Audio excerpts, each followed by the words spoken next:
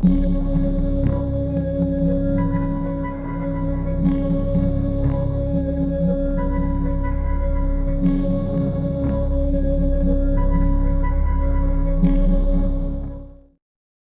the heart of the Carpathian Mountains, amid eternal mists and forests, stood a half-ruined monastery.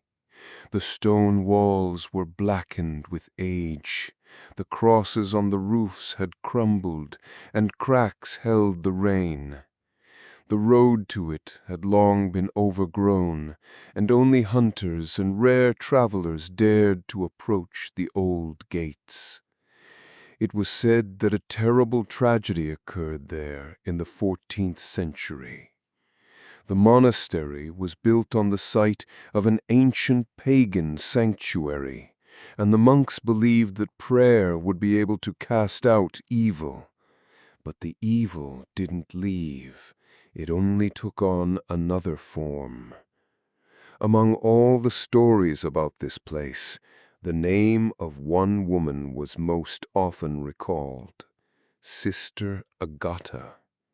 She was called a saint in life, but after her death, a cursed nun. Agata entered the monastery when she was very young, fleeing the plague that had taken her family. She was devoted to God and was distinguished by her unusual beauty. But it was this beauty that became her curse. One of the abbots, Father Clemens, fell victim to temptation. Darkness took hold of him, and he lusted after the girl. When Agata refused, he accused her of witchcraft. The monks locked her in the basement, put her in chains, and starved her until she died. Before her death, Agata cursed the entire monastery. Your prayers will only be heard by the darkness. Your souls will belong not to God, but to the one who hides in these walls. And I will return. Since then, according to legend, her shadow has wandered the corridors. In 2021, a group of history students decided to explore the monastery. Among them was Lena, a girl with curious eyes and a desire to get to the truth. She was writing her thesis on religious buildings erected on the sites of pagan shrines.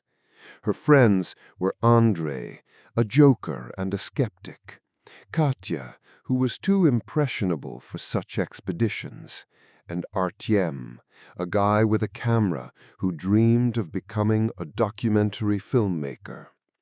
They arrived at the village at the foot of the mountains and stayed with an old guide, Grandpa Ivan. "Don't go there, children," he said when he heard where they were going. "It's not a monastery, but a gateway. Those who have seen the nun have not returned the same." But the young people only smirked. When they entered the monastery, time seemed to slow down. The wind died down, and the birds fell silent. The stone walls hummed with silence. Katya was the first to notice a cross hanging on the wall. It was inverted. "Someone's playing a prank," Andrei said, but his voice trembled. In the basement, where they descended with candles, the walls were covered with ancient inscriptions. Artyom was filming everything with his camera. Suddenly, his flashlight went out, and he heard someone whispering right in his ear. "Agata." He screamed and fell. The others rushed to him, but no one was there.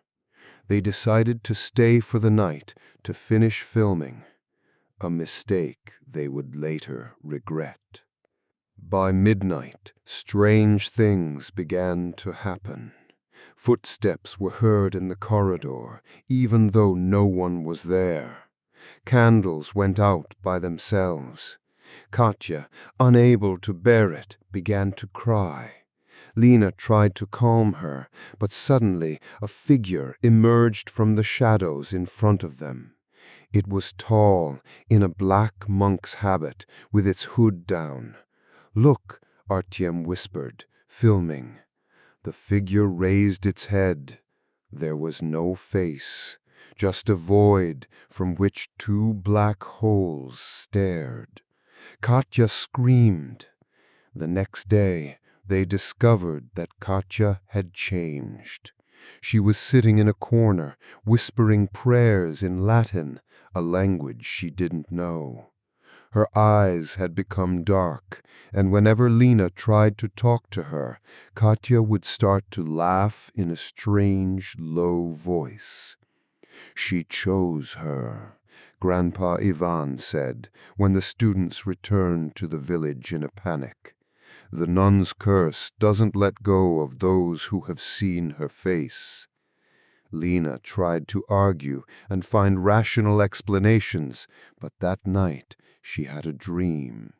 In the monastery catacombs, a woman in a habit approached her and whispered, "I will not rest. I am in her, and soon I will be in you."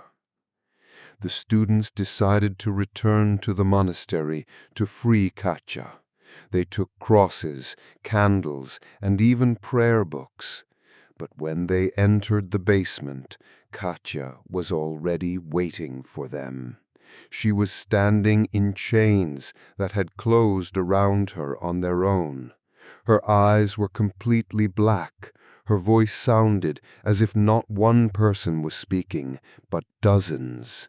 "You came too late. I am here forever." At that moment, the walls shook, the air became thick, and dust rained from the ceiling. Artyom's camera recorded the figure of the nun standing behind Katya. She smiled and stepped forward. And then there was a scream and darkness. A week later, rescuers only found the students' belongings. The camera was broken, but part of the recording was saved. On it, a woman's laughter echoed through the corridors. Since then, the locals have avoided the monastery, but sometimes, when the fog descends on the mountains, you can hear the ringing of bells, and with it, a woman's whisper, "My curse is not over."